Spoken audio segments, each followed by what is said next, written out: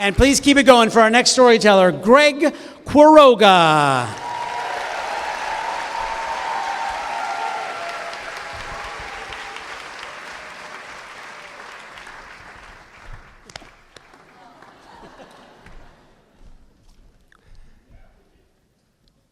Wellington and I had a close-knit friendship.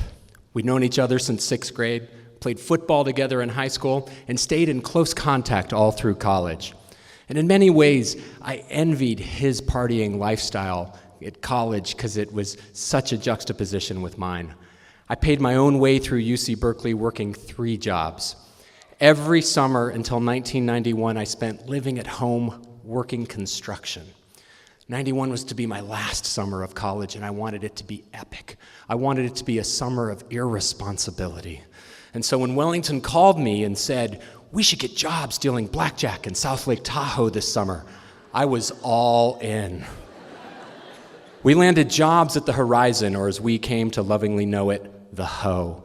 And on our way to Tahoe that summer, Wellington's truck broke down, so we were relegated to my motorcycle as our primary means of transportation.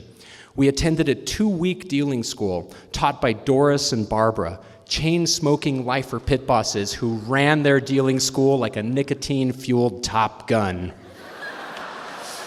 "You're gonna be ranked according to skill," Doris told us, "and then you're gonna get to choose your shift based on rank." We wanted swing shift, the most popular shift, so it was incumbent that we finish really well in the school. It became our obsession.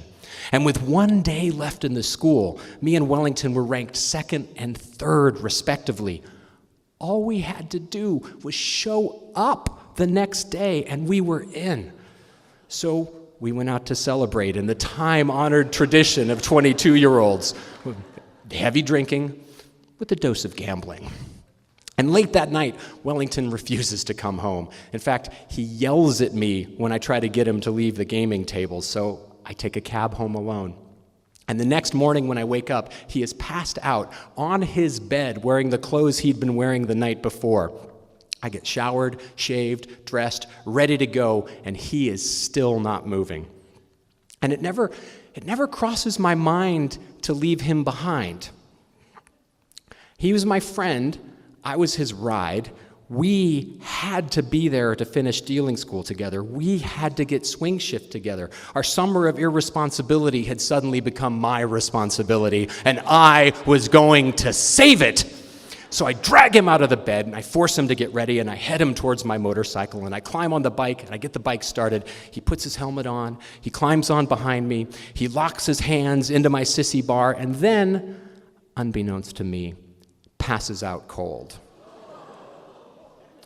The road to town starts with a long, slow right, followed by a hard snap-back left, only the bike is going right.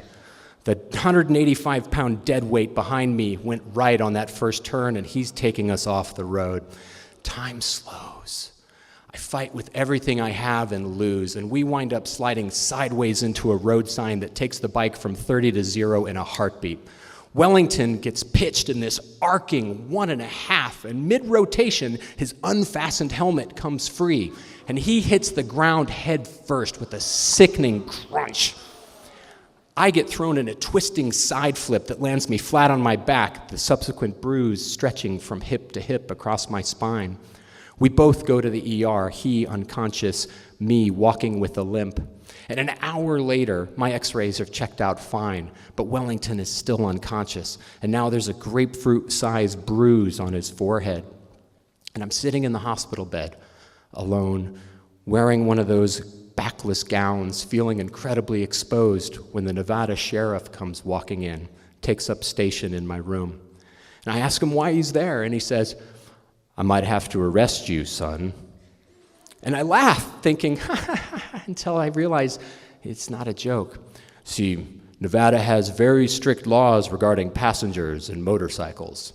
If your buddy's been seriously injured, you'll be facing a felony. Now, I was shocked. I was horrified.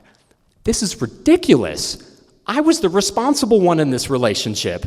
I was the one getting us to work on time. Wellington was the one who came home drunk as a skunk at 5 o'clock in the morning, passed out, refused to get up for work, and then had the gall to pass out on the back of my motorcycle and take us off the road. Wellington's truck broke down in the first place, and that's what meant we had no way to get to work except my motorcycle. But I just sat there in a stunned silence, listening to the sounds of the ER as this mounting terror grew in my gut.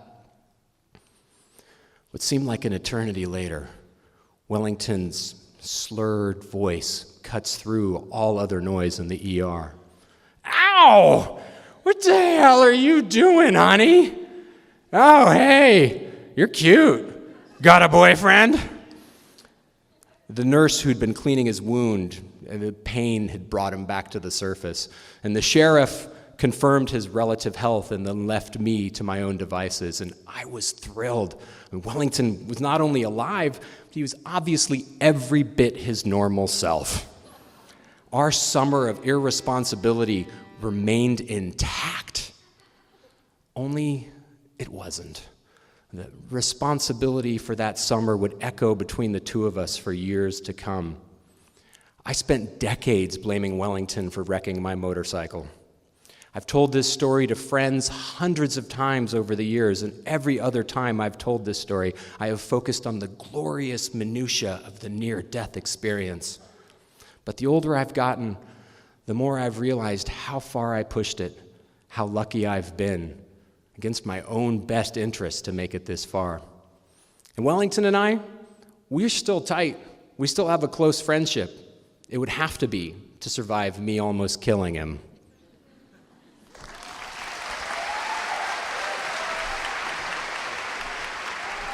Greg Quiroga.